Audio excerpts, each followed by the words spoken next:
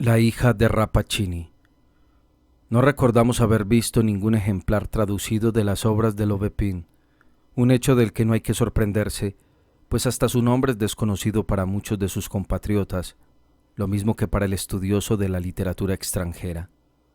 Como autor parece ocupar una desafortunada posición entre los trascendentalistas, que bajo un nombre u otro tienen su parte en la literatura actual del mundo, y el gran cuerpo de hombres de pluma y tinta que se dirigen a los intelectuales y a las simpatías de la multitud. Si no era demasiado refinado, en todo caso era demasiado remoto, demasiado sombrío e insustancial en sus modos de desarrollo para convenir al gusto de los últimos, y al mismo tiempo era demasiado popular para satisfacer los requisitos espirituales o metafísicos de los primeros, por lo que necesariamente tenía que encontrarse sin público, salvo aquí y allá un individuo o posiblemente una camarilla aislada.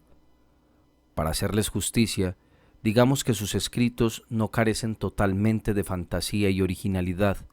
Podrían haberle merecido mayor fama de no ser por un inveterado amor a la alegoría que puede investir sus tramas y personajes con el aspecto de las escenas y gentes de las nubes, privando de calidez humana a sus concepciones. Sus ficciones son a veces históricas, a veces del día de hoy y a veces, por lo que hemos podido descubrir, hacen poca o ninguna referencia al tiempo o el espacio. En cualquier caso, en general se contenta con un ligerísimo bordado de maneras externas, la falsificación más débil posible de la vida real, y se esfuerza por crear interés mediante alguna peculiaridad menos obvia del tema.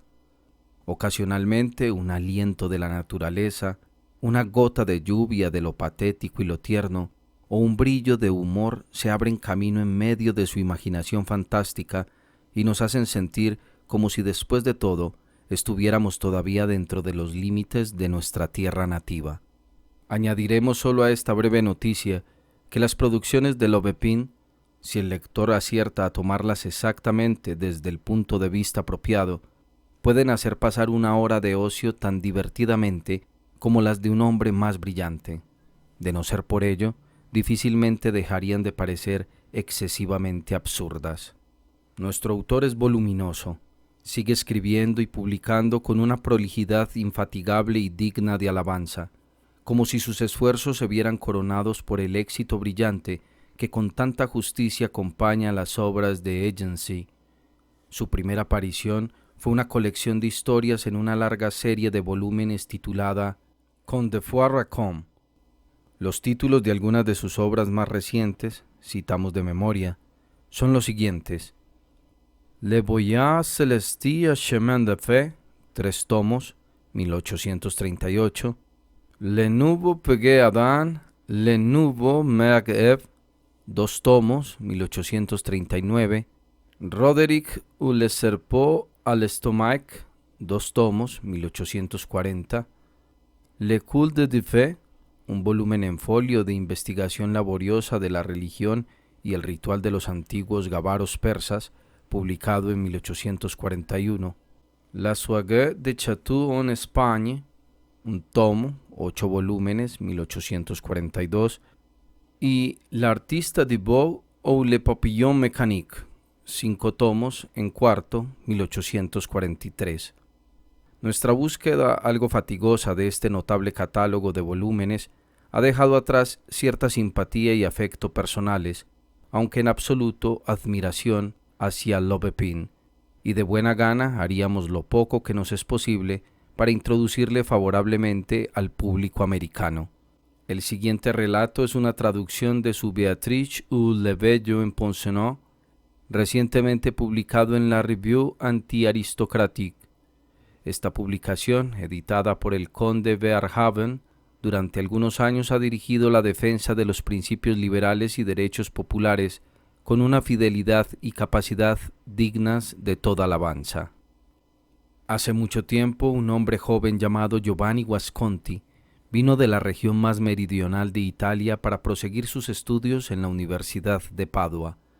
Giovanni, que solo tenía una escasa provisión de ducados de oro en su bolsa, se alojó en una cámara alta y oscura de un viejo edificio que no parecía indigno de haber sido la residencia de un noble de Padua, y que de hecho exhibía sobre su entrada el escudo de armas de una familia desaparecida hacía mucho tiempo. El joven extranjero, que no carecía de estudios sobre el gran poema de su país, recordó que uno de los antepasados de esa familia, quizás un ocupante de esa misma mansión, había sido descrito por Dante como participante en las agonías inmortales de su infierno. Esos recuerdos y asociaciones, junto con la tendencia a la congoja natural en un joven que por primera vez salía de su esfera natal, hicieron que Giovanni suspirara profundamente al contemplar a su alrededor la estancia desolada y mal amueblada. «Por la Santa Virgen, señor», exclamó la anciana dama Elisabetta, quien, ganada por la notable belleza del joven, se esforzaba amablemente por dar a la cámara un aire habitable. «¿Qué suspiro es ese que se ha escapado del corazón de un hombre joven? ¿Le parece triste esta antigua mansión? Entonces, por amor al cielo, saque la cabeza por la ventana y verá un sol tan brillante como el que dejó en Nápoles». Guasconti hizo mecánicamente lo que le aconsejó la anciana, pero no pudo estar totalmente de acuerdo con ella en que el sol de Padua fuera tan alegre como el de la Italia meridional. Sin embargo, el caso era que daba sobre un jardín que había bajo la ventana y empleaba sus influencias favorecedoras sobre una variedad de plantas que parecían haber sido cultivadas con enorme cuidado. «¿Pertenece a la casa este jardín?», preguntó Giovanni. «Que el cielo lo impida, señor, a menos que fructificaran hierbas de cocina mejores que las que ahí crecen ahora», respondió la anciana Elisabetta. «No, ese jardín lo cultiva con sus propias manos el señor Giacomo Rappaccini, el famoso doctor, del que le aseguro han oído hablar de él hasta en Nápoles. Se dice que destila estas plantas en medicinas tan potentes como un encantamiento. Con frecuencia verá trabajando al señor doctor y quizás también a la señorita, su hija, recogiendo las extrañas flores que crecen en el jardín». La anciana había hecho ya todo lo que podía por el aspecto de la cámara, y encomendando al joven a la protección de los santos, se despidió. Giovanni no encontró mejor ocupación que la de contemplar el jardín que había bajo su ventana. Juzgó, por su apariencia, que era uno de esos jardines botánicos que existieron en Padua mucho antes que en cualquier otro lugar de Italia o del mundo. Ahora bien, no era improbable que hubiera sido en otro tiempo el lugar placentero de una familia opulenta, pues en el centro estaban las ruinas de una fuente de mármol, esculpida con raro arte, pero tan tristemente destrozada que entre el caos de fragmentos restantes era imposible encontrar el diseño original.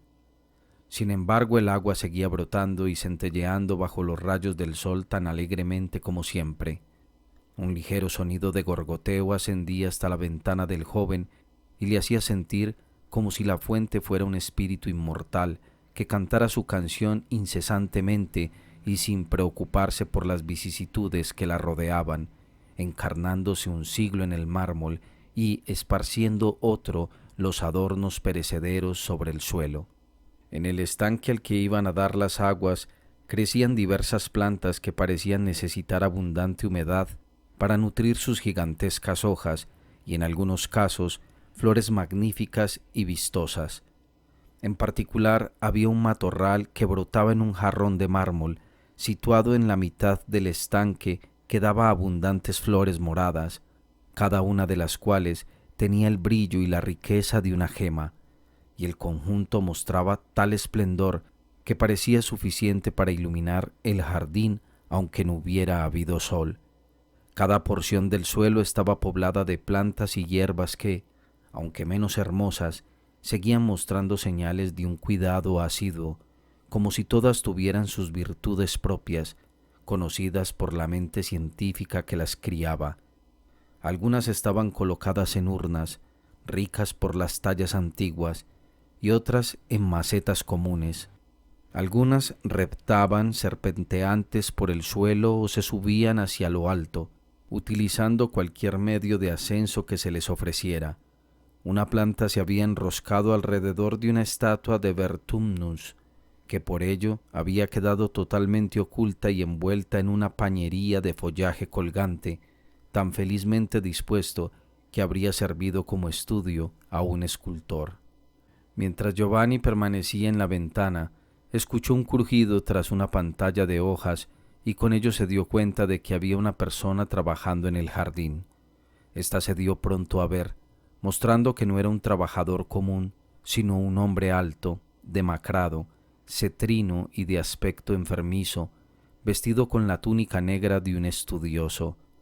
Había traspasado la edad media de la vida, tenía el cabello cano, una barba rala y gris y un rostro singularmente marcado por el intelecto y el cultivo, pero que nunca, ni siquiera en sus días más juveniles, debió expresar excesiva calidez del corazón. Nada podía superar la intensidad con la que este jardinero científico examinaba cada mata que crecía en su camino. Parecía como si estuviera contemplando su naturaleza más interior, haciendo observaciones respecto a su esencia creativa y descubriendo el motivo de que una hoja creciera de esta forma y otra de aquella, y por qué aquellas flores diferían entre sí mismas en cuanto al tono y al perfume. Sin embargo, a pesar de esa comprensión profunda, no parecía existir intimidad entre él y aquellos seres vegetales.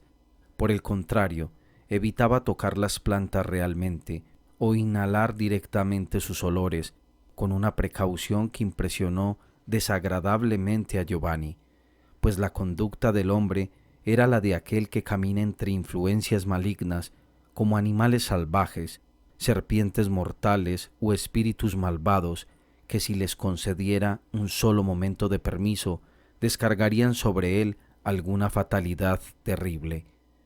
Provocaba en la imaginación del joven un miedo extraño ver ese aire de inseguridad en una persona que cultivaba un jardín, el más simple e inocente de los trabajos humanos, y que había sido al mismo tiempo la alegría y el trabajo de los padres de la raza que no habían caído.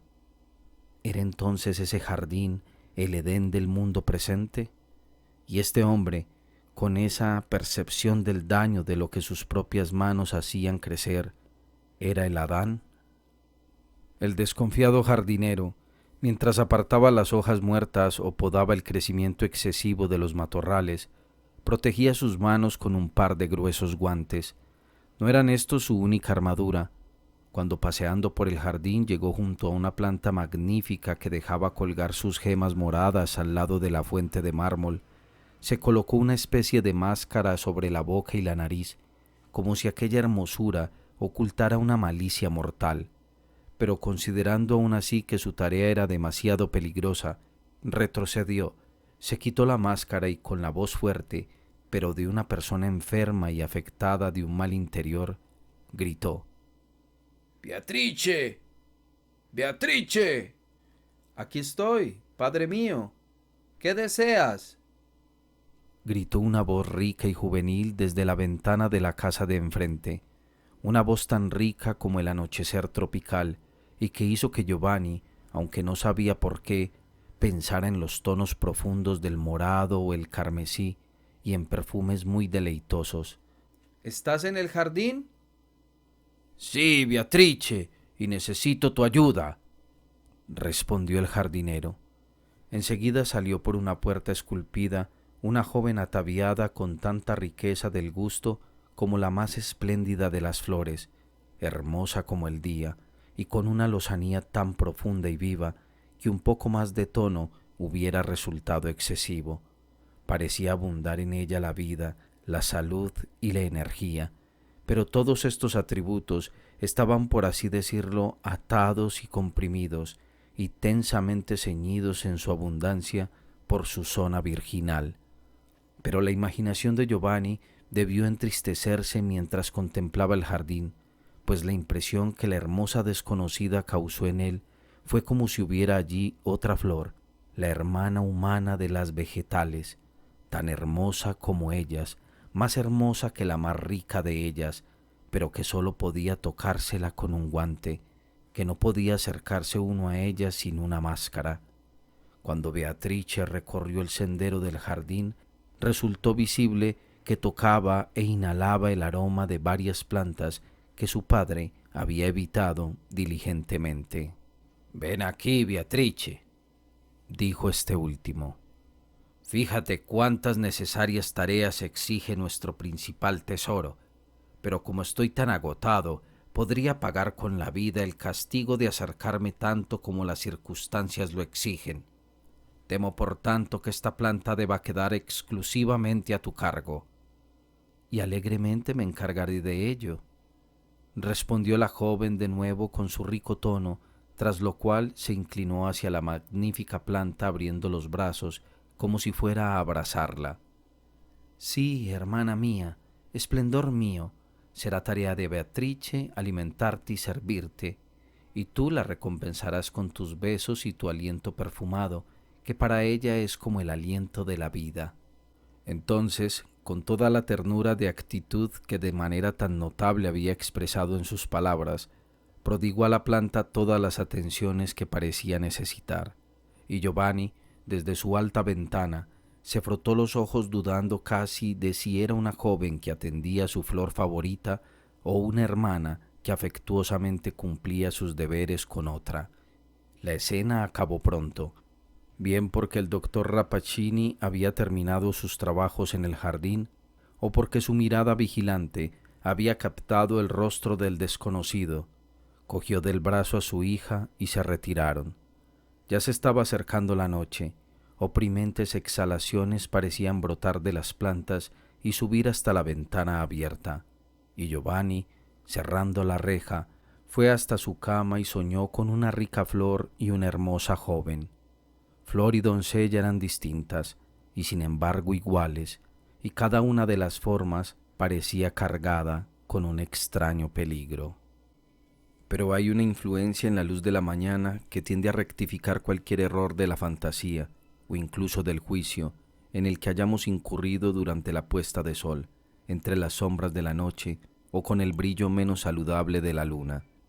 El primer movimiento de Giovanni al despertar del sueño fue abrir la ventana y contemplar el jardín que tan fértil de misterios había vuelto sus sueños.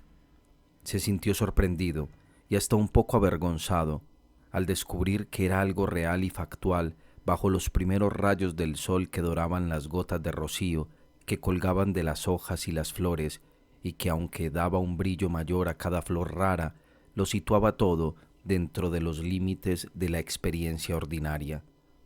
El joven se regocijó de que en el corazón de la desértica ciudad hubiera tenido el privilegio de poder dominar aquella zona de vegetación encantadora y abundante.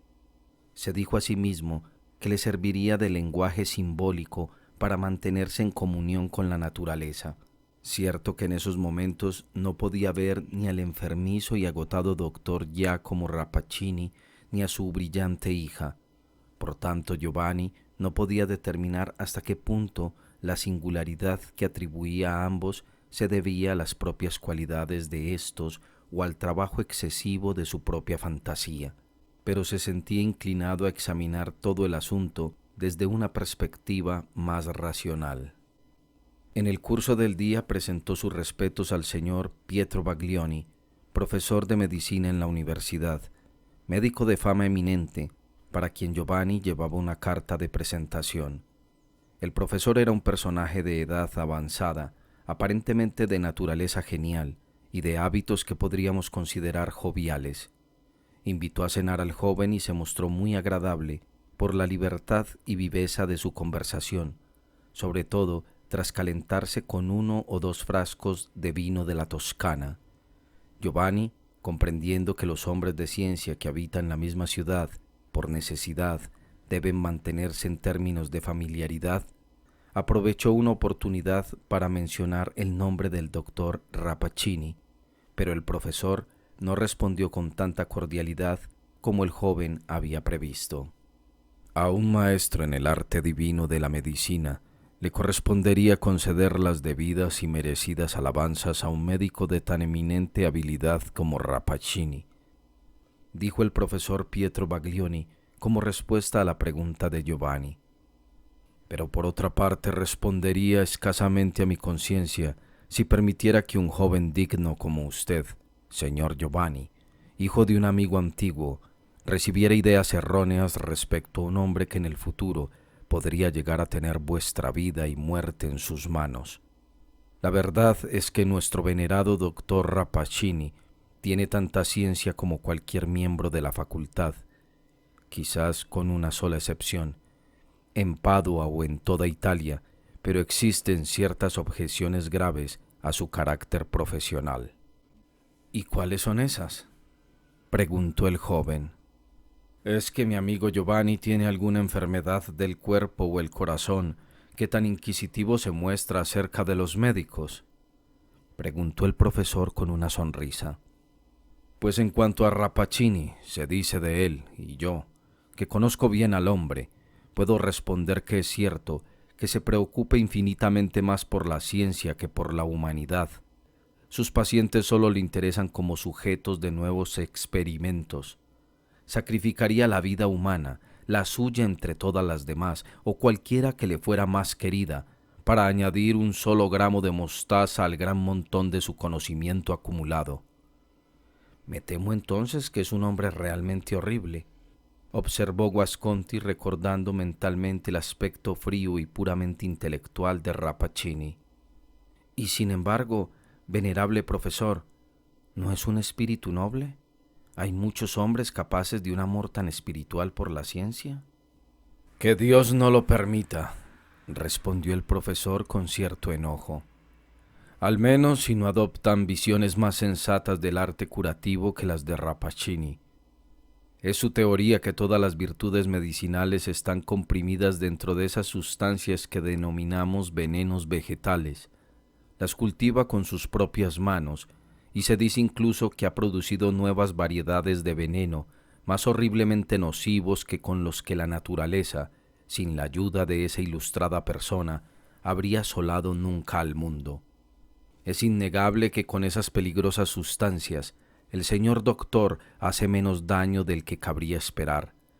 Debe reconocerse que de vez en cuando ha efectuado o ha parecido efectuar una curación maravillosa, pero para que sepa mi opinión personal, señor Giovanni, debería recibir menos fama por esos casos de éxito, que probablemente han sido obra del azar, y debería pedírsele estrictamente cuentas por sus fracasos, que deberían ser considerados justamente como obra suya. El joven habría recibido con mayor tolerancia las opiniones de Baglioni, de haber sabido que desde hacía tiempo existía un enfrentamiento profesional entre éste y el doctor Rappaccini, y que generalmente se pensaba que el último le llevaba ventaja. Si el lector se siente inclinado a juzgar por sí mismo, le remitimos a ciertos tratados de letra negra escritos por ambas partes y que se conservan en el Departamento de Medicina de la Universidad de Padua. No sé, mi sapientísimo profesor, replicó Giovanni tras meditar sobre lo que se había dicho acerca del interés exclusivo de Rappaccini por la ciencia. No sé hasta qué punto ese médico puede amar su arte, pero seguramente hay algo que le es más querido. Tiene una hija. Vaya, exclamó el profesor echándose a reír. Así que ahora queda al descubierto el secreto de nuestro amigo Giovanni. ¿Ha oído hablar usted de esa hija por la que están locos todos los hombres jóvenes de Padua, aunque ni media docena de ellos han tenido nunca el afortunado lance de ver su rostro? Poco sé de la señora Beatrice, salvo que se cuenta que Rappaccini la ha instruido profundamente en su ciencia, y que joven y bella como la fama cuenta que es, está cualificada ya para ocupar la silla de un profesor. Quizás su padre la destine a la mía. Otros rumores absurdos hay que no merecen que se hable de ellos ni se los escuche. Así que ahora, señor Giovanni, bébase su copa de lágrima. Guasconti regresó a su alojamiento algo excitado por el vino que había bebido y que hacía que su cerebro se sumergiera en fantasías extrañas relacionadas con el doctor Rappaccini y la hermosa Beatrice. En el camino, acertando a pasar junto a una floristería, compró un ramo de flores frescas. Tras subir a su estancia, Se sentó cerca de la ventana, pero en la zona de sombra que producía el muro, por lo que podía contemplar el jardín con poco riesgo de ser descubierto. Todo lo que había bajo su vista era soledad. Las extrañas plantas se solazaban al sol y de vez en cuando asentían suavemente unas a otras, como reconociendo la simpatía y afinidad mutuas. En medio, junto a la fuente derruida, crecía el matorral magnífico en el que se arrecimaban las gemas moradas. Brillaban en el aire y volvían a relucir en las profundidades del estanque, que parecía así abundar en la radiación coloreada de los ricos reflejos que se sumergían en él. Como hemos dicho, al principio el jardín estaba en soledad. Sin embargo, enseguida, tal como Giovanni había a medias esperado y a medias temido que sucediera, apareció una figura bajo la antigua puerta esculpida que descendió entre las filas de plantas inhalando sus diversos perfumes, como si ella misma fuera uno de esos seres de la antigua fábula clásica que vivían de las dulces fragancias.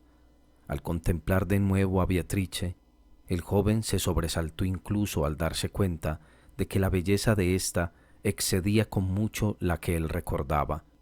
Tan brillante y vivo era su carácter que relucía en medio de la luz del sol, y como Giovanni susurró para sí mismo, iluminaba los intervalos más sombríos del sendero del jardín. El rostro de la joven quedaba ahora más al descubierto que en la ocasión anterior, sorprendiendo a Giovanni su expresión de simplicidad y dulzura, cualidades que no habían entrado en la idea que se había hecho del carácter de la joven, y quisieron que volviera a preguntarse qué tipo de mortal sería ella. No dejó tampoco de observar o imaginar una analogía entre la hermosa joven y el exuberante matorral que dejaba colgar sus flores, como gemas, sobre la fuente, un parecido que Beatrice parecía haberse permitido potenciar con un humor fantástico, tanto en la disposición de su vestido como en la selección de sus tonos. Al acercarse al matorral, abrió los brazos como movidos por un ardor apasionado y abarcó las ramas en un abrazo íntimo, tan íntimo que los rasgos de la joven quedaron ocultos por las hojas y sus bucles dorados se entremezclaron con las flores. «Dame tu aliento, hermana mía», exclamó Beatrice, «pues con el aire común pierdo el conocimiento, y dame esta flor tuya que separo con suaves dedos del tallo y coloco junto a mi corazón». Al decir esas palabras, la hermosa hija de Rappaccini cogió una de las flores más ricas del matorral y fue a prendérsela en su pecho, y entonces sucedió un incidente singular, a no ser que los sentidos de Giovanni se hallaran confundidos por el vino que había ingerido. Un pequeño reptil de color anaranjado, de la especie del lagarto o el camaleón, acertó a deslizarse por el camino a los pies de Beatrice. A Giovanni le pareció, aunque dada la distancia desde la que estaba mirando difícilmente podía haber visto algo tan pequeño, que una gota o dos de humedad del tallo partido de la flor cayeron sobre la cabeza del lagarto. Por un instante el reptil se contorsionó violentamente y luego quedó inmóvil bajo el sol. Beatrice observó el notable fenómeno y se santiguó, tristemente, pero sin sorpresa. No vaciló por ello en colocarse sobre el pecho la flor fatal. Allí se sonrojó, brillando casi con el efecto resplandeciente de una piedra preciosa, añadiendo a su vestido y aspecto el encantamiento apropiado que ninguna otra cosa en el mundo le habría podido proporcionar. Giovanni, saliendo de la sombra de su ventana, se inclinó hacia adelante y retrocedió, murmuró y tembló. «¿Estoy despierto?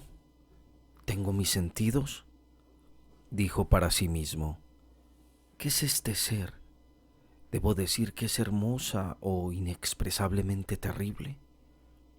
Beatrice paseaba descuidadamente por el jardín y se fue acercando cada vez más hacia la ventana de Giovanni, por lo que éste se vio obligado a sacar la cabeza de donde la ocultaba para gratificar la curiosidad intensa y dolorosa que ella le producía. En ese momento entró por encima del muro del jardín un hermoso insecto. Posiblemente había vagado por la ciudad y no había encontrado flores ni verdor entre las antiguas moradas de los hombres hasta que los potentes perfumes de los matorrales del doctor Rappaccini le atrajeron desde lejos. Sin ponerse en las flores, aquella luminosidad alada dio la impresión de ser atraída por Beatrice, por lo que se quedó en el aire aleteando por encima de su cabeza. Lo que sucedió entonces no pudo ser sino la consecuencia de que a Giovanni Guasconti le engañaban sus ojos, pero en todo caso imaginó que mientras Beatrice miraba el insecto con placer infantil, éste se desvaneció y cayó a sus pies. Sus alas brillantes se estremecieron. Estaba muerto, sin ninguna causa que Giovanni pudiera discernir, a no ser que fuera la atmósfera del aliento de la joven. Beatrice volvió a santiguarse y suspiró con fuerza mientras se inclinaba sobre el insecto muerto. Un movimiento impulsivo de Giovanni atrajo la mirada de Beatrice hacia la ventana.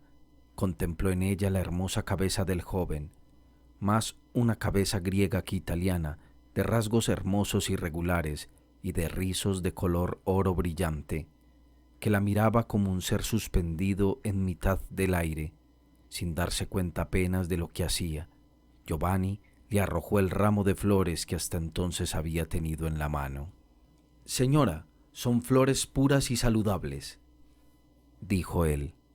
«Llévelas en nombre de Giovanni Guasconti». «Gracias, señor», contestó Beatrice con su voz sonora, que parecía brotar como notas musicales y con una alegre expresión mitad infantil y mitad femenina. «Acepto su regalo y lo recompensaría con esta preciosa flor morada, pero si se la arrojo en el aire, no llegará hasta usted, así que el señor Guasconti deberá contentarse con mi agradecimiento». Levantó ella el ramo desde el suelo y entonces, como avergonzada interiormente por haberse apartado de la reserva propia de una doncella para responder al saludo de un desconocido, cruzó el jardín velozmente en dirección a su casa.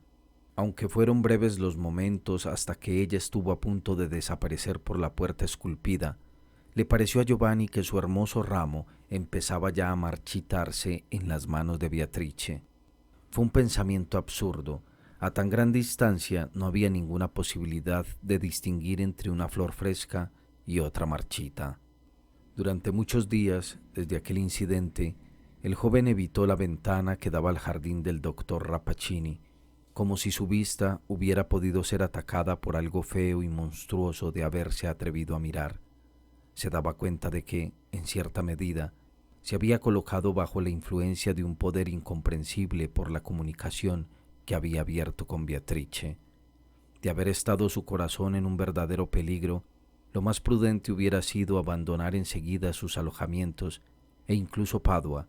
En orden de prudencia, lo siguiente habría sido acostumbrarse, lo más posible, a la visión familiar de Beatrice a la luz del día.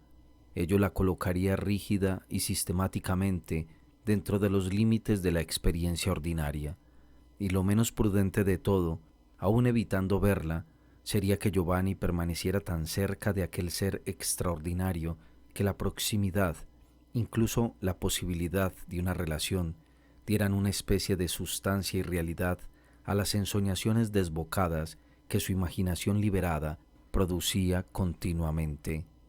Guasconti no tenía un corazón profundo, o en todo caso su profundidad no había sido sondeada todavía, pero tenía una fantasía rápida y un ardiente temperamento meridional que a cada instante se levantaba hasta alcanzar una altura elevada y enfebrecida.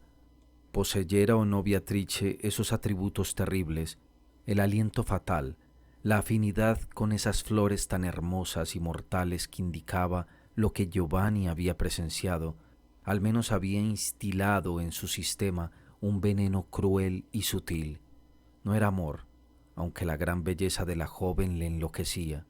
No era horror, aunque imaginara él que el espíritu de Beatrice estuviera imbuido de la misma esencia fatal que parecía invadir su cuerpo físico, sino que era un resultado salvaje al mismo tiempo del amor y el horror en él instalados, y que el uno quemaba y el otro estremecía. No sabía Giovanni qué era lo que debía temer, menos todavía sabía qué podía esperar, pero esperanza y temor libraban una lucha continua en su pecho, alternativamente venciendo el uno al otro para empezar de nuevo y renovar la contienda. Benditas sean todas las emociones simples, sean estas oscuras o brillantes. Es la mezcla misteriosa de ambas lo que produce el brillo que ilumina las regiones infernales. A veces intentaba mitigar la fiebre de su espíritu, dando un rápido paseo por las calles de Padua, o incluso más allá de sus puertas. Acordaba sus pasos con las palpitaciones de su cerebro, por lo que el paseo podía acelerarse convirtiéndose en una carrera. Un día le detuvieron. Le cogió del brazo un personaje corpulento que se había dado la vuelta al reconocer al joven y que se había quedado casi sin aliento al perseguirle. «Señor Giovanni, un momento, mi joven amigo», gritó. «Es que se ha olvidado de mí. Podría ser si hubiera cambiado yo tanto como usted». Era Baglioni, a quien Giovanni había evitado desde su primer encuentro, pues temía que la sagacidad del profesor escudriñara profundamente en sus secretos. Esforzándose por recuperarse, se quedó mirando desde su mundo interior hacia el exterior y habló como un hombre que lo hace desde un sueño. «Sí, soy Giovanni Guasconti. Usted es el profesor Pietro Baglioni. Por favor, déjeme pasar». Aún no, señor Giovanni Guasconti», contestó sonriendo el profesor, al tiempo que escrutaba con una mirada seria al joven. «¿Cómo? Yo que crecí al lado de su padre, voy a dejar que el hijo pase junto a mí como un desconocido por estas calles de Padua. Un momento, señor Giovanni, pues tenemos que intercambiar una o dos palabras antes de despedirnos». «Hágalo velozmente entonces, mi venerado profesor, velozmente», replicó Giovanni con impaciencia febril. «¿No se da cuenta su señoría de que voy apresurado?» Mientras hablaba apareció en la calle un hombre vestido de negro, inclinado y que se movía débilmente, como una persona con escasa salud. Su rostro era de un color amarillento y enfermizo, pero estaba tan invadido por una expresión de comprensión activa y penetrante que un observador podría fácilmente no haber tenido en cuenta los simples atributos físicos para ver tan solo esa energía maravillosa. Al pasar esa persona, intercambió un saludo frío y distante con Baglioni, aunque fijó la mirada en Giovanni con una intensidad que pareció extraer de él todo lo que merecía la pena ser notado. Había, sin embargo, una quietud peculiar en la mirada, como si tuviera un simple interés especulativo, no humano, por el joven. «Es el doctor Rappaccini», susurró el profesor cuando el otro hubo pasado. «¿Había visto su rostro antes?» «No que yo sepa», contestó Giovanni sobresaltándose con aquel nombre. «Pues él le ha visto. Tiene que haberle visto», contestó presuroso Baglioni. «Con algún fin, este hombre de ciencia le está estudiando. Conozco esa mirada. Es la misma que ilumina fríamente su rostro cuando se inclina sobre un pájaro, un ratón o una mariposa que ha matado con el perfume de una flor al realizar algún experimento.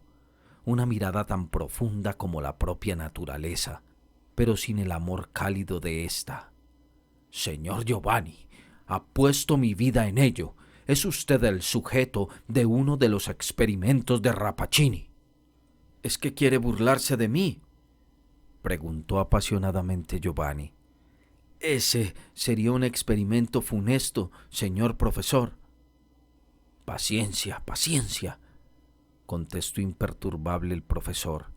«Le diré, mi pobre Giovanni, que Rappaccini tiene un interés científico por usted. Ha caído usted en sus temibles manos, y la señora Beatrice, ¿qué papel representa en este misterio?». Pero Guasconti se despidió allí mismo, pues le resultaba intolerable la pertinacia de Baglioni, y se marchó antes de que el profesor pudiera volver a retenerle por el brazo.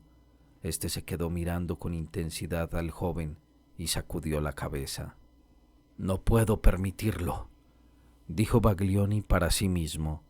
«El joven es hijo de mi viejo amigo y no sufrirá ningún daño del que puedan protegerle los secretos de la ciencia médica. Además, Qué insufrible la impertinencia de Rappaccini al quitarme al muchacho de mis propias manos, podría decirlo así, y utilizarlo para sus experimentos infernales. Esa hija suya, habrá que vigilarla. A lo mejor, mi sapientísimo Rappaccini, puedo frustrar sus intenciones donde menos lo espera. Giovanni había proseguido entre tanto su paseo circular, que finalmente le llevó ante la puerta de su casa. Al cruzar el umbral se encontró con la anciana Lisabetta, que sonreía afectadamente y evidentemente deseaba atraer la atención del joven. En vano, sin embargo, pues la ebullición de los sentimientos de éste se había convertido momentáneamente en una vacuidad fría y apagada. Volvió sus ojos distraídamente al rostro marchito que se arrugaba tratando de convertirse en una sonrisa, pero no pareció contemplarlo, por ello la anciana dejó de sujetarle el abrigo. «Señor, señor», le susurró todavía con una amplia sonrisa en el rostro, que no parecía distinto de una grotesca talla de madera oscurecida por los siglos. «Escuche, señor, hay una entrada privada al jardín». «¿Cómo dice?», exclamó Giovanni dándose la vuelta rápidamente, como si algo inanimado hubiera empezado a tener una vida febril. «Una entrada privada al jardín del doctor Rappaccini». «Calle, calle, no tan alto», susurró Lisabetta llevando una mano a la boca del joven. «Sí, al jardín del excelentísimo doctor, donde podrá ver todas sus hermosas plantas. Muchos jóvenes de Padua darían oro para ser admitidos entre esas flores». Giovanni puso una moneda de oro en su mano. «Muéstreme el camino», dijo. Cruzó su mente la sospecha, provocada probablemente por la conversación con Baglioni, de que esa mediación de Elisabetta quizás estuviera relacionada con la intriga, fuera ésta de la naturaleza que fuera, en la que el profesor parecía suponer que el doctor Rappaccini le estaba comprometiendo. Pero aunque esa sospecha inquietara a Giovanni, no bastó para detenerle. En el momento en que se dio cuenta de la posibilidad de acercarse a Beatrice, le pareció que hacerlo era una necesidad absoluta de su existencia. No importaba que fuera ella ángel o demonio. Él estaba irrevocablemente dentro de la esfera de ella y debía obedecer la ley que le impulsaba hacia adelante en círculos cada vez menores, hacia un resultado que no intentaba presagiar.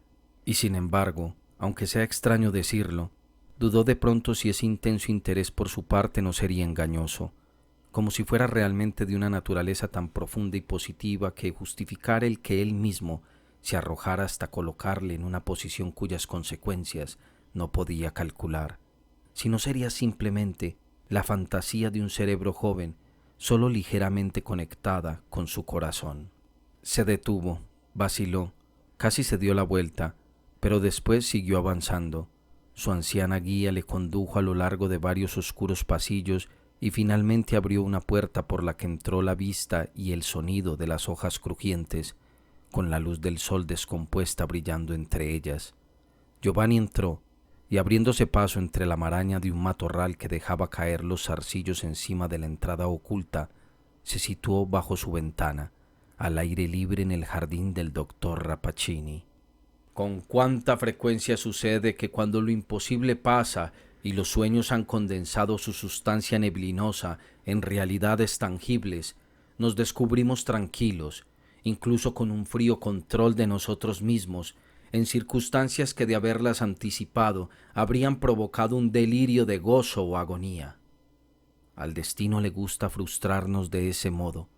La pasión elegirá su propio momento para entrar presurosa en escena y permanece perezosamente atrás cuando la adecuada reunión de acontecimientos parecería invocar su aparición. Así le sucedía entonces a Giovanni. Un día tras otro le había latido el pulso con sangre enfebrecida ante la idea improbable de una entrevista con Beatrice y de estar con ella, cara a cara, en ese mismo jardín, solazándose ante la luz solar oriental de su belleza y extrayendo de la mirada de ella el misterio que él consideraba era el enigma de su existencia. Pero ahora había en su pecho una ecuanimidad singular e inoportuna. Miró a su alrededor, en el jardín, para descubrir si estaban allí Beatrice o su padre, y al darse cuenta de que estaba solo, comenzó a observar críticamente las plantas. Le desagradó el aspecto de todas y cada una de ellas. Su vistosidad parecía salvaje, apasionada, incluso innatural. Apenas si había una planta que un paseante al cruzar un bosque no se habría sorprendido de encontrar creciendo por sí misma, como si desde la espesura le hubiera mirado un rostro sobrenatural. Varias de ellas habrían desagradado a un instinto delicado por su apariencia de artificiosidad, indicativa de que había habido tal mezcla y, por así decirlo, adulterio, de diversas especies vegetales, que el producto ya no era obra de Dios, sino el descendiente monstruoso de la fantasía depravada del hombre, que sólo brillaba con una burla maligna de la belleza. Probablemente eran resultado del experimento, que en uno o dos casos había logrado combinar plantas que individualmente eran atractivas en un compuesto que poseía el carácter cuestionable y ominoso que distinguía a todo lo que crecía en el jardín. En resumen, Giovanni solo reconoció 2 o 3 plantas de la colección, y éstas eran de un tipo que él sabía bien que era venenoso. Mientras se hallaba atareado en esa contemplación, escuchó el crujido de una prenda de seda, y al darse la vuelta contempló a Beatrice, que salía por la puerta esculpida. Giovanni no había meditado acerca de cuál debía ser su conducta, si debía excusarse por haberse entrometido en el jardín, o suponer que estaba allí al menos con el permiso del doctor Rappaccini o su hija, o por deseo de uno de ellos, pero la actitud de Beatrice le hizo tranquilizarse, aunque fortaleció sus dudas acerca de los medios por los que había sido admitido. Ella se acercó por el camino y se encontró con él cerca de la fuente rota. Había sorpresa en su rostro, pero animada por una expresión simple y amable de placer. «¿Es usted un aficionado a las flores, señor?», dijo Beatrice con una sonrisa, aludiendo al ramo que le había lanzado desde la ventana. No es sorprendente, por tanto, que la vista de la rara colección de mi padre le haya tentado a verla más de cerca. Si estuviera él aquí, podría contarle muchos hechos extraños e interesantes acerca de la naturaleza y los hábitos de estas plantas, pues ha empleado una vida entera en esos estudios, y este jardín es su mundo. Y usted, señora, comentó Giovanni, si la fama es cierta, también usted tiene una gran habilidad en las virtudes indicadas por estas ricas flores y perfumes especiados. Si se dignara ser mi maestra, demostraría ser un alumno más aplicado que si me enseñara el propio señor Rappaccini. ¿Esos ociosos rumores corren?, preguntó Beatrice con la música de una agradable risa. Dice la gente que soy habilidosa en la ciencia de las plantas de mi padre. ¡Qué gran broma! No, aunque he crecido entre estas flores, no conozco de ellas más que sus colores y perfumes, y creo que a veces me liberaría de buena gana incluso de ese pequeño conocimiento. Hay muchas flores aquí, y las hay que, no siendo las menos brillantes, me desagradan y ofenden cuando las veo. Pero, señor, le ruego que no crean esas historias sobre mi ciencia. No crea nada de mí que no vea con sus propios ojos. ¿Y debo creer todo lo que he visto con mis ojos?, preguntó Giovanni enfáticamente mientras retrocedía al recordar antiguas escenas. No, señora, exige muy poco de mí. Ordéneme que no crea otra cosa que lo que sale de sus labios. Dio la impresión de que Beatrice le había entendido. Un rubor profundo cubrió sus mejillas, pero miró directamente a Giovanni a los ojos y respondió a la mirada de inquieta sospecha de éste con una altivez de reina. «Entonces así se lo ordeno, señor», contestó ella. «Olvide todo lo que pueda haber imaginado respecto a mí.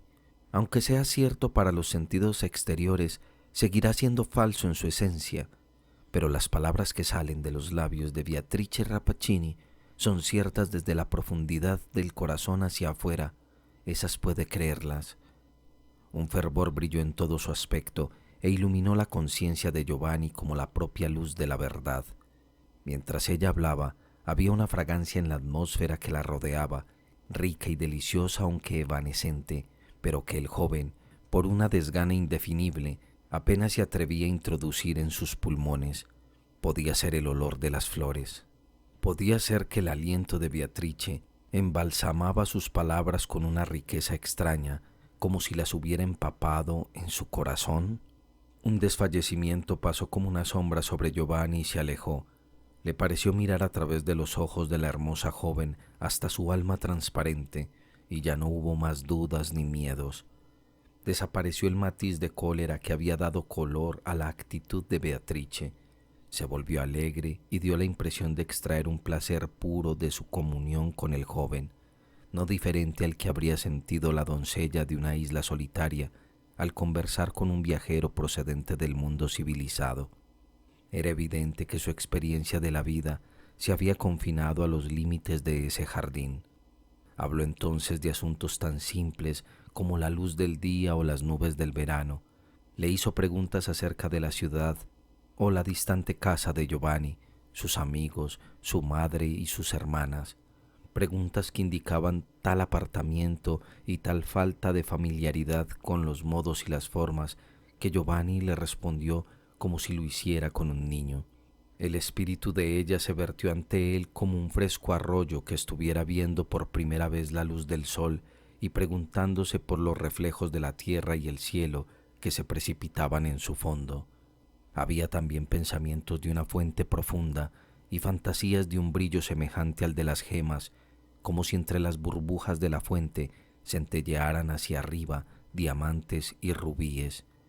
Con frecuencia cruzaba la mente del joven una sensación de maravilla de que estuviera caminando al lado de ese ser que tanto había afectado a su imaginación, al que había idealizado con esos tonos de terror, en el que había presenciado claramente tales manifestaciones de terribles atributos. Se maravillaba de que estuviera conversando con Beatrice como con un hermano y de encontrarla tan humana y virginal, pero tales reflexiones eran sólo momentáneas. El efecto del carácter de ella era demasiado real como para no familiarizarse enseguida con él. Habían estado paseando por el jardín en esa libre relación y tras muchas vueltas por sus avenidas, llegaron hasta la fuente en ruinas junto a la que crecía la magnífica planta con su tesoro de flores relucientes. Se difundía desde ella una fragancia que Giovanni reconoció idéntica a la que había atribuido al aliento de Beatrice, aunque incomparablemente más poderosa. Giovanni vio que en cuanto los ojos de Beatrice se posaron en la planta, se apretó el pecho con la mano, como si de pronto el corazón le latiera dolorosamente. «Por primera vez en mi vida te había olvidado», murmuró Beatrice dirigiéndose a la planta. «Señora, le recuerdo que una vez me prometió recompensarme con una de esas gemas vivas por el ramo que tuve la feliz audacia de lanzar a sus pies», dijo Giovanni. «Permítame arrancarla ahora como recuerdo de esta entrevista». Dio un paso hacia la planta con la mano extendida, pero Beatrice se abalanzó hacia él, lanzando un grito que traspasó el corazón del joven como si fuera una daga. Cogió la mano de Giovanni y la apartó con toda la fuerza de su esbelta figura. El contacto emocionó a Giovanni a través de todas sus fibras. «¡No la toque!», exclamó ella con voz agónica. «Por su vida, no lo haga, es funesta». Entonces, escondiendo el rostro, huyó de él y desapareció bajo la puerta esculpida. Mientras Giovanni la seguía con los ojos, contempló la figura demacrada y la inteligencia pálida del doctor Rappaccini, que había estado observando la escena, aunque Giovanni no sabía desde hacía cuánto, desde las sombras de la entrada. En cuanto Guasconti estuvo a solas en su cama, la imagen de Beatrice regresó a sus apasionadas meditaciones, investida con toda la magia de la que se había ido rodeando desde la primera vez que la vio, e imbuida también ahora con la calidez tierna de su feminidad juvenil. Era humana, su naturaleza estaba dotada con todas las cualidades amables y femeninas. Era la más digna de ser venerada y seguramente, por su parte, era capaz de las alturas y el heroísmo del amor.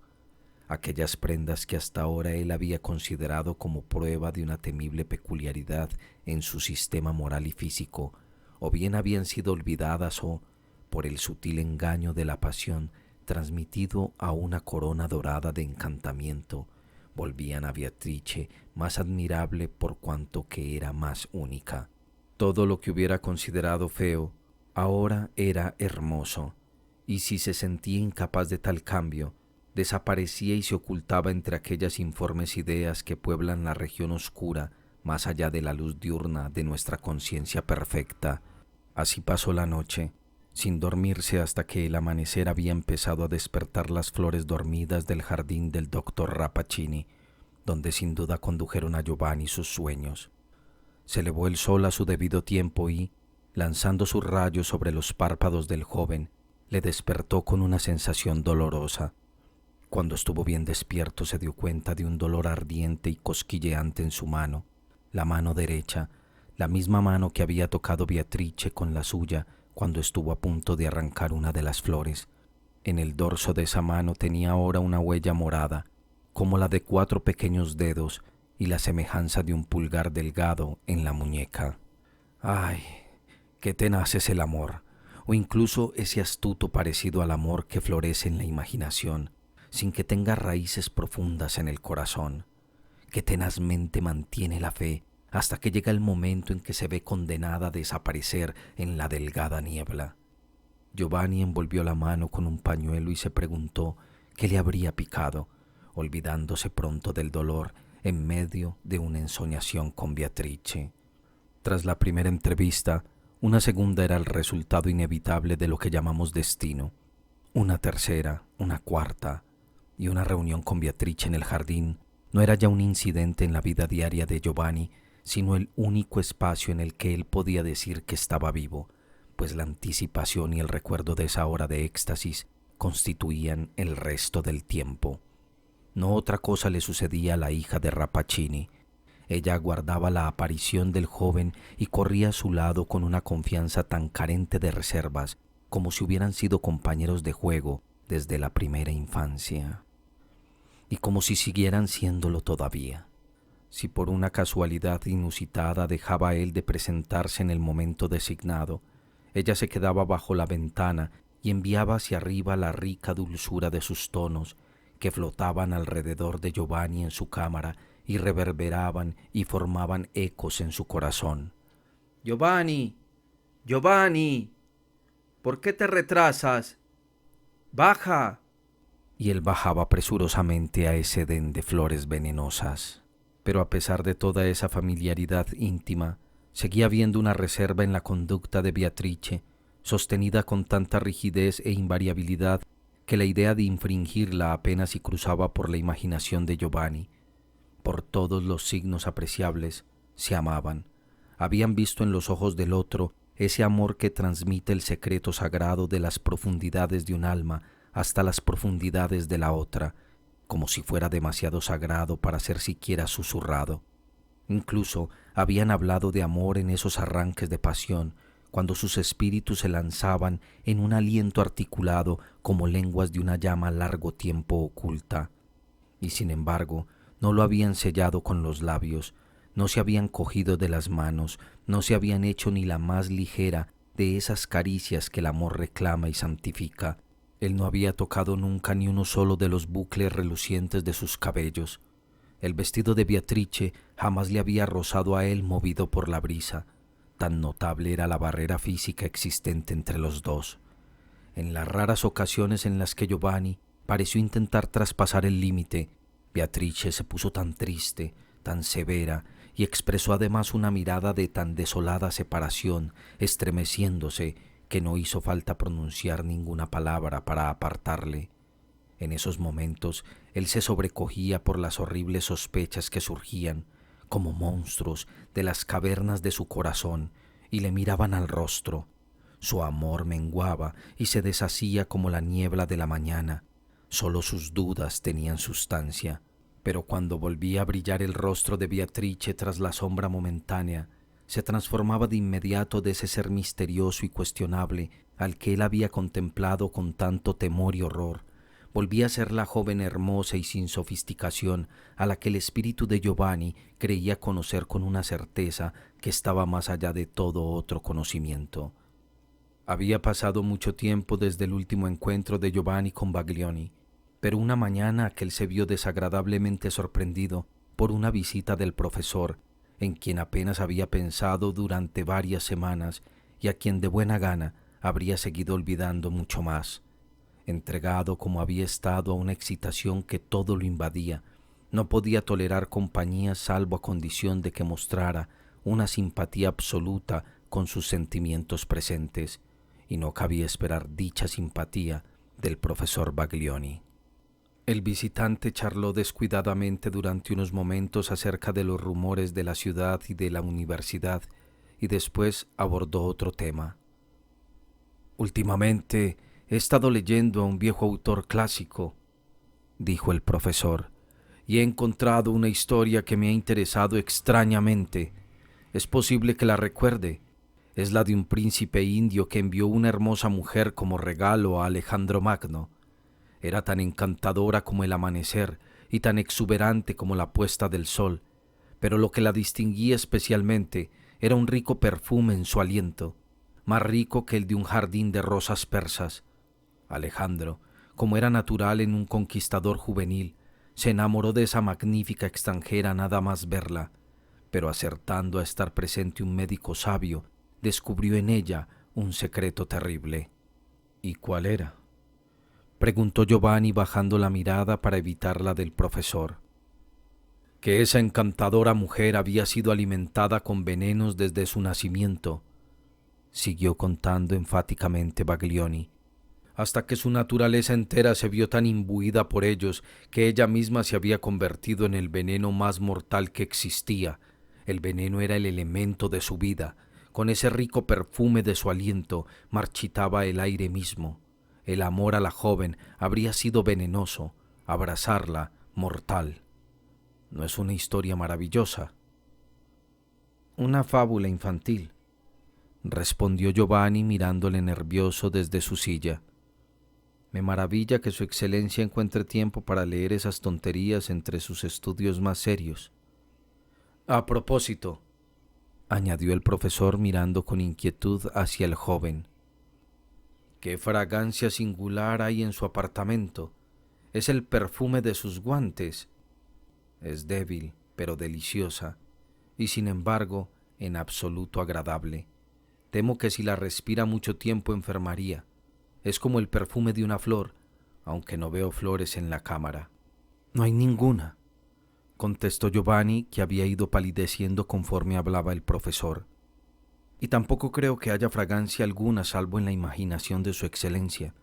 Los olores, por ser una especie de elemento combinado de lo sensual y lo espiritual, pueden engañarnos de ese modo. El recuerdo de un perfume, simplemente la idea de él, puede tomarse erróneamente por una realidad. Cierto, pero mi imaginación sobria no suele hacerme esos trucos, contestó Baglioni.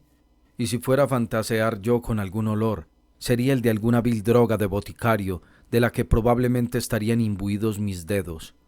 Nuestro amigo Rappaccini, tal como he oído, tinta sus medicamentos con olores más ricos que los de Arabia. Asimismo, sin duda, la hermosa e ilustrada señora Beatrice debe administrar a sus pacientes dosis tan dulces como el aliento de una doncella. Pero desdichado aquel que las tome. El rostro de Giovanni evidenciaba muchas emociones enfrentadas. El tono con el que el profesor aludía a la pura y encantadora hija de Rappaccini era una tortura para su alma. Sin embargo, la insinuación de una opinión sobre el carácter de la joven, opuesta a la que él tenía, daba claridad instantánea a 1000 sospechas oscuras que ahora se reían de él como múltiples demonios, de modo que se esforzó duramente por acallarlas y responder a Baglioni con la fe absoluta de un verdadero amante. «Señor profesor», le dijo, «fue usted amigo de mi padre, y quizás sea también su propósito representar un papel amigable para con su hijo. No puedo sentir hacia usted nada que no sea respeto y deferencia, pero le ruego que observe, señor, que hay un tema sobre el que no debemos hablar. No conoce usted a la señora Beatrice. No puede calcular por tanto el error, me atrevo incluso a decir la blasfemia, que se le hace a su carácter con una palabra ligera o injuriosa».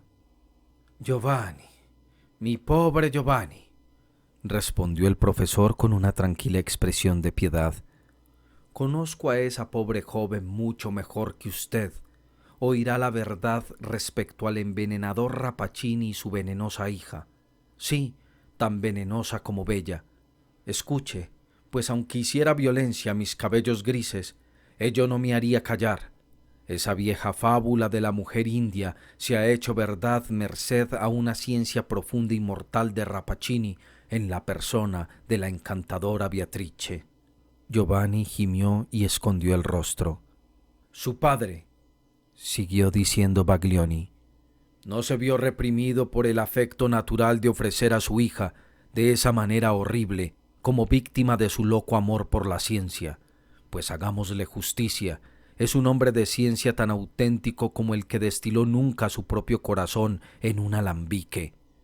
¿Cuál, entonces, será su destino? Más allá de toda duda, ha sido seleccionado usted como el material de un experimento nuevo. Quizás el resultado sea la muerte, quizás un destino más horrible todavía. Rappaccini, teniendo ante su vista lo que él llama el interés por la ciencia, no vacilará ante nada. Es un sueño, murmuró Giovanni para sí. Seguramente es un sueño.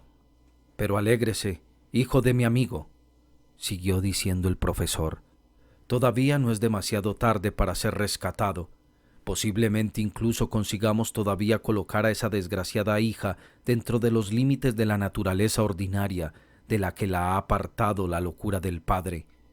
Contemple este pequeño frasco plateado.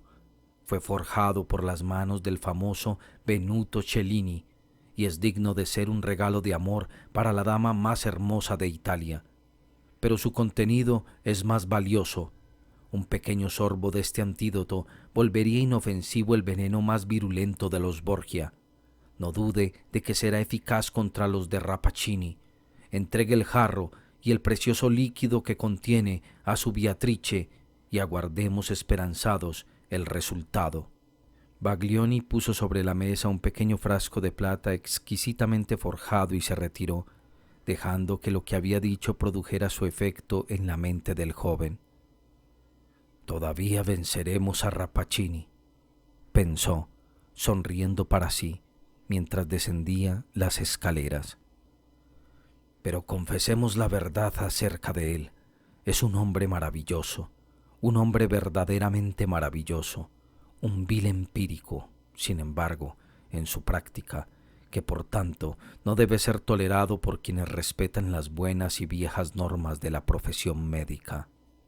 Tal como ya dijimos, a lo largo de toda su relación con Beatrice, Giovanni se había visto acosado ocasionalmente por oscuras conjeturas acerca del carácter de aquella. Sin embargo, la había sentido tan plenamente como una criatura simple, natural, afectiva y sin culpa, que la imagen que le había presentado el profesor Baglioni le parecía tan increíble y extraña como si no estuviera de acuerdo con su propia idea original. Cierto que había recuerdos horribles relacionados con las primeras veces que vislumbró a la hermosa joven.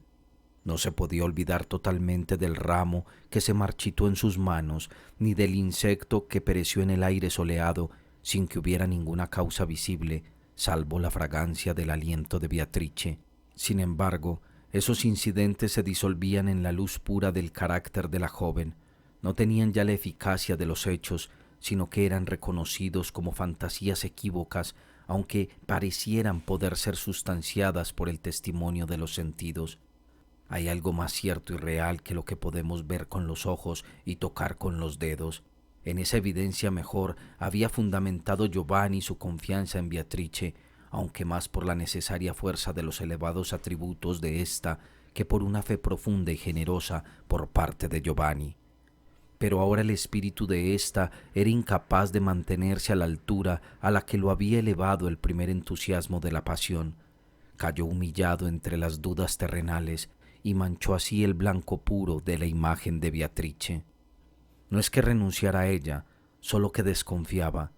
Decidió planear alguna prueba decisiva que le dejara satisfecho de una vez por todas acerca de si había esas peculiaridades terribles en la naturaleza física de Beatrice que suponía no podían existir sin alguna correspondiente monstruosidad del alma.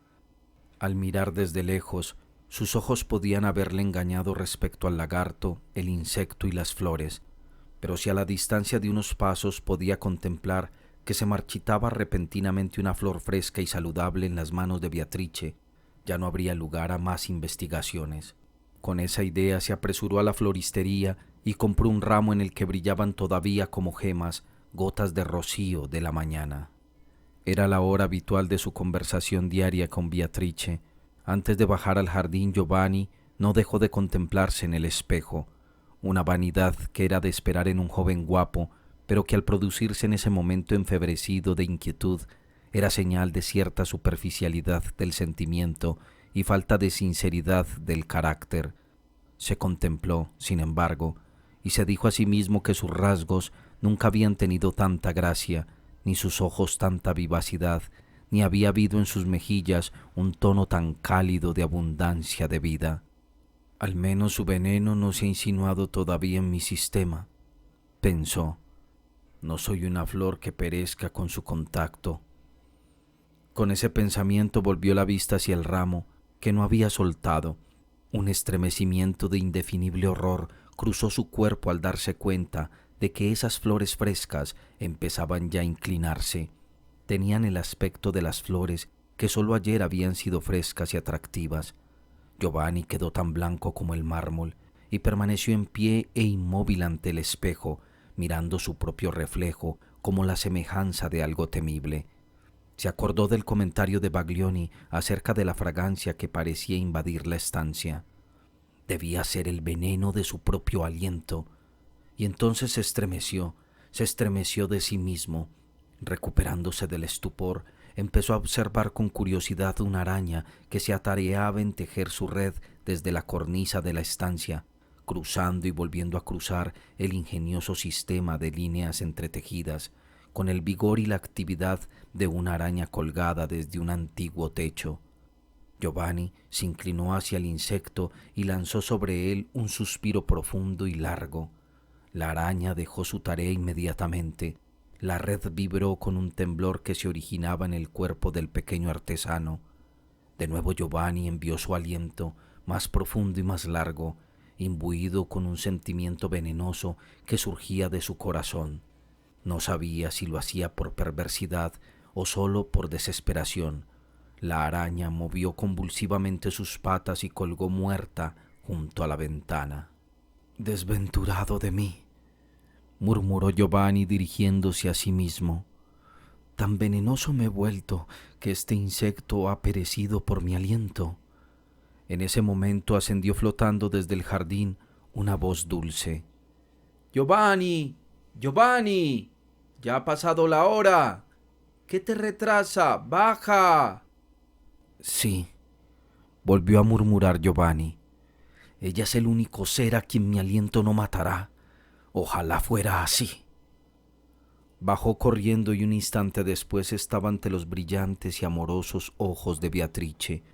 Un momento antes su cólera y desesperación habían sido tan poderosas que habría deseado marchitarla a ella con una mirada, pero con la presencia real de la joven venían influencias que tenían una existencia demasiado real para desprenderse de ellas, recuerdos del poder delicado y benigno de su naturaleza femenina, que tantas veces le había envuelto en una religiosa calma, recuerdos de sagradas y apasionadas efusiones del corazón de Beatrice, cuando la fuente pura había sido abierta en sus profundidades y se había vuelto visible en su transparencia para los ojos de la mente de Giovanni.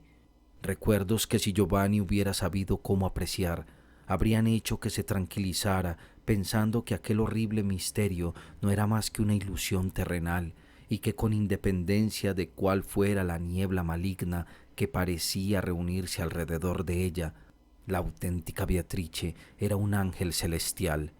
Pero aunque era incapaz de mantener una fe tan elevada, todavía la presencia de ella no había perdido totalmente la magia. La rabia de Giovanni se mitigó, convirtiéndose en una apagada insensibilidad. Beatrice, con un sentido espiritual rápido, comprendió inmediatamente que había un vacío de negrura entre ellos, que ni ella ni él podían traspasar. Pasearon juntos, tristes y silenciosos, y llegaron así a la fuente de mármol y al estanque de agua, en medio del cual crecía la planta que daba las flores parecidas a gemas. Giovanni se asustó del placer apremiante, podríamos decir del apetito, con el que se dio cuenta de que estaba inhalando la fragancia de las flores. «Beatrice», preguntó abruptamente, «¿de dónde procede esta planta?» «La creó mi padre», contestó ella con simplicidad. «¿La creó? ¿Cómo que la creó?», repitió Giovanni. «¿Qué quieres decir, Beatrice?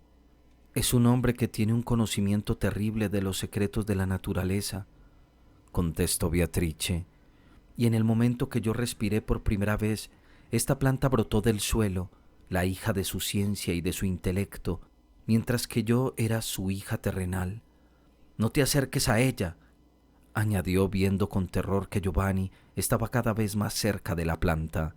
«Tiene cualidades que ni tú podrías soñar, pero yo, mi queridísimo Giovanni, crecí y florecí con la planta y me alimenté de su aroma. Era mi hermana y la amaba con afecto humano. Pero, ay, ¿no lo habías sospechado? Existe un destino terrible». En ese momento Giovanni la miró con el ceño fruncido y tan oscuramente que ella se detuvo y tembló, pero la fe que tenía en la ternura del joven la tranquilizó y se sonrojó por haber dudado un solo instante.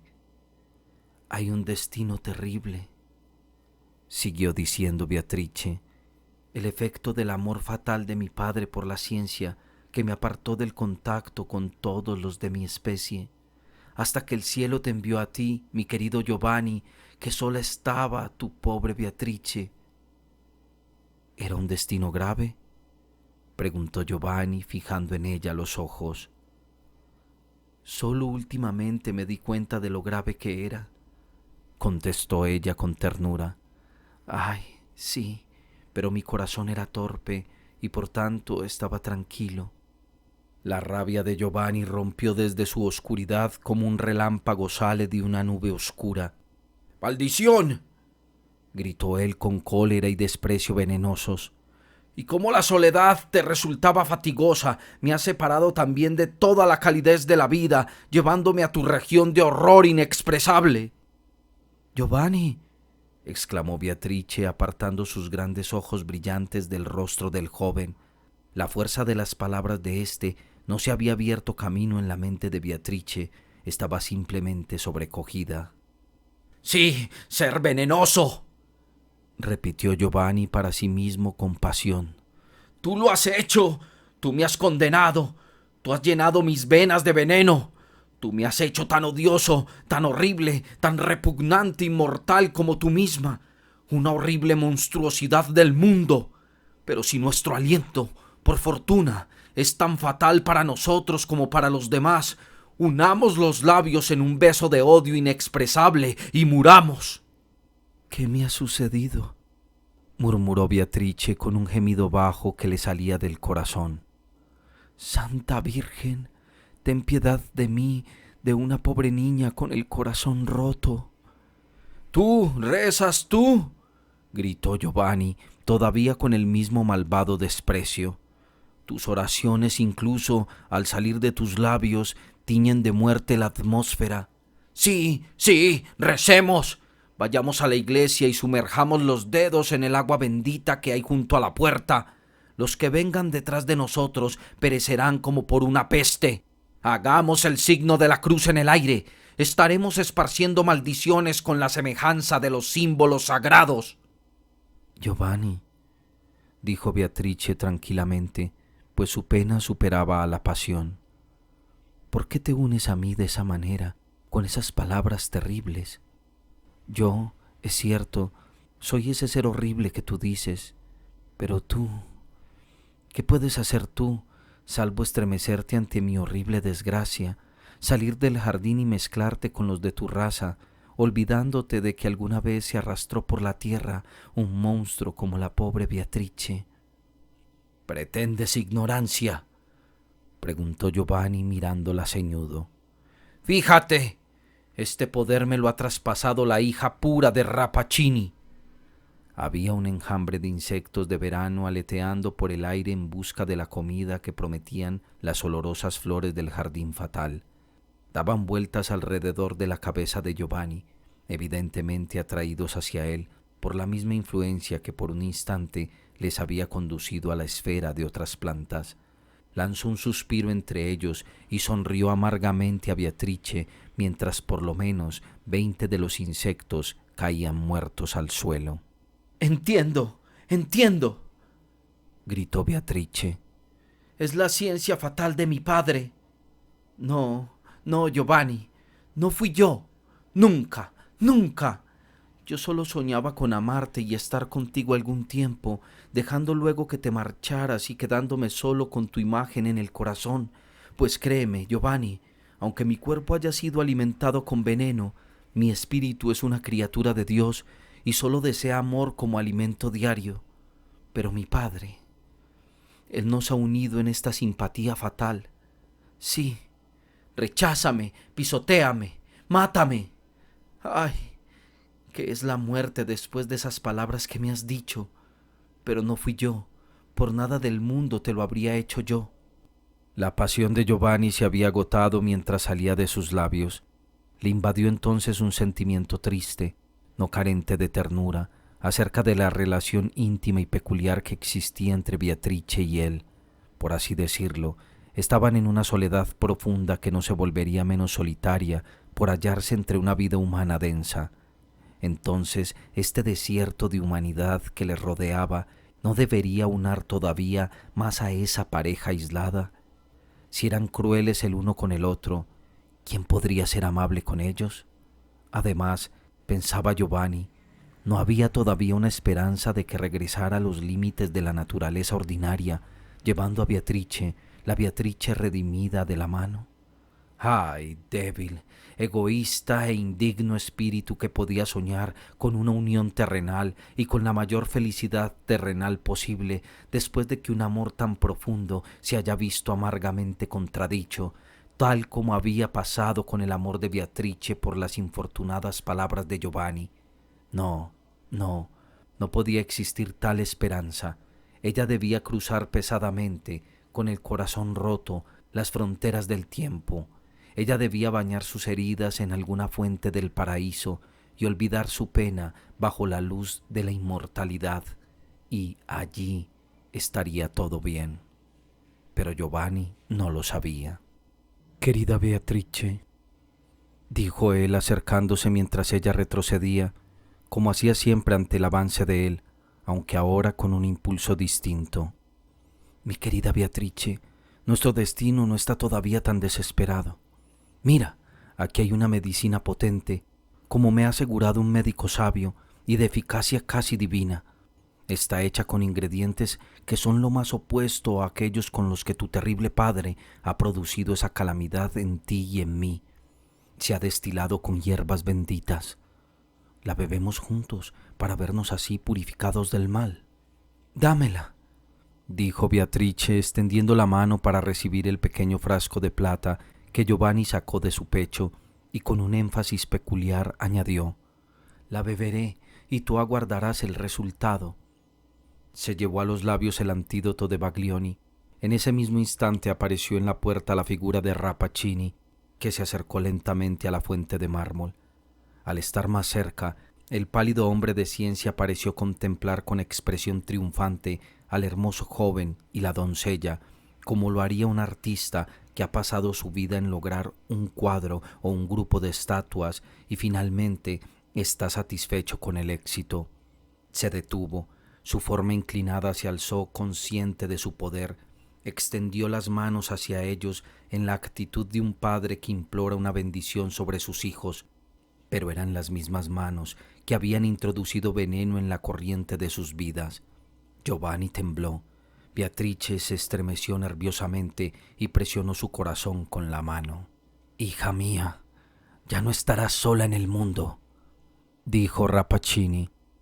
«Arranca una de esas preciosas gemas de tu planta hermana y pídele a tu novio que la lleve al pecho. Ya no le hará daño. Mi ciencia, y la simpatía existente entre tú y él se han introducido en su sistema, de manera que ahora se aparta de los hombres comunes, como tú, hija de mi orgullo y mi triunfo, lo haces de las mujeres ordinarias. Pasad pues por este mundo, queriéndoos el uno al otro y siendo terribles para los demás.